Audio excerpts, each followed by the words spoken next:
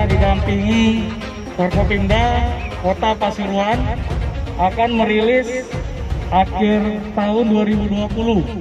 Pada tahun 2020 mengalami penurunan sejumlah 427, jadi mengalami penurunan 61 kasus. Kemudian clearance-nya yang selesai tahun 2019 sebanyak 377 kasus, di 2020 322 kasus, jadi juga mengalami penurunan. Untuk kriminalitas tertinggi Kota Pasuruan di tahun 2019 yaitu curanmor sebanyak 73 kasus, namun di 2020 kasus yang tertinggi adalah pencurian pemberatan atau curat sebanyak 57 kasus, disusul oleh kasus penipuan dengan jumlah 53 kasus, kemudian penggelapan 50 kasus, sehingga total tahun 2020 jumlah kasus 348.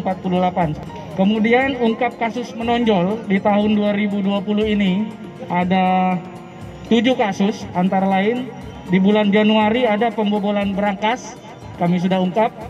Kemudian di bulan Februari pengungkapan penjual ikan asin dengan menggunakan formalin, bahan berbahaya, sebanyak 2,5 ton ikan asin. Kemudian di bulan Juni ada 2 kasus, yaitu pengungkapan pelaku spesialis curanmor curas dengan menggunakan senjata tajam, senpi, dan handak jenis bondek. Itu di bulan Juni. Kemudian di bulan Juni juga ada pengungkapan pelaku curanmor spesialis truk dan pick up. Juga pada saat itu melakukan pembacokan terhadap anggota TNI AD yang berdinas di Kodim 0820 Probolinggo. Tersangkanya juga sudah kita tangkap. Kemudian di bulan Oktober terakhir ada 3 kasus menonjol, yaitu pertama ungkap pelaku spesialis curanmor dan curas menggunakan sajam dan senpi. Petugas dilukai pada saat dilakukan penangkapan. Pengungkapan kasus pembunuhan yang dimuling, istri menggorok suaminya sendiri.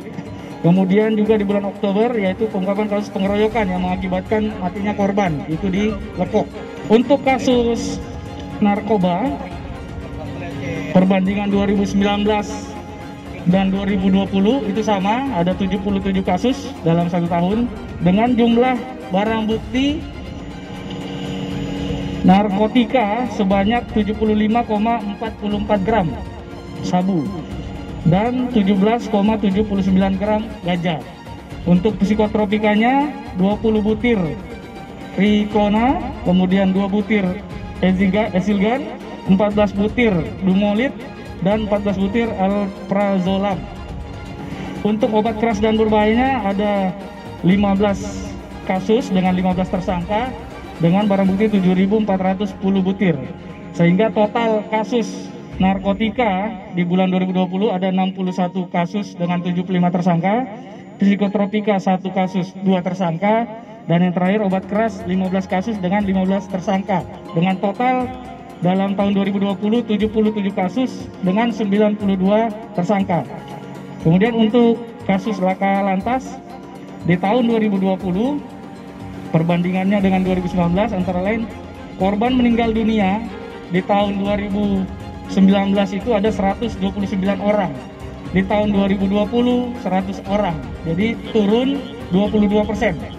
Kemudian untuk luka berat 30 orang di 2019 dan di 2020 8 orang, turun 73%. Luka ringan 590 orang, di 2020 427 orang, turun 28%. Dengan kerugian material di 2019 595.300.000 dan di 2020 turun menjadi 297.350.000 atau turun 50%.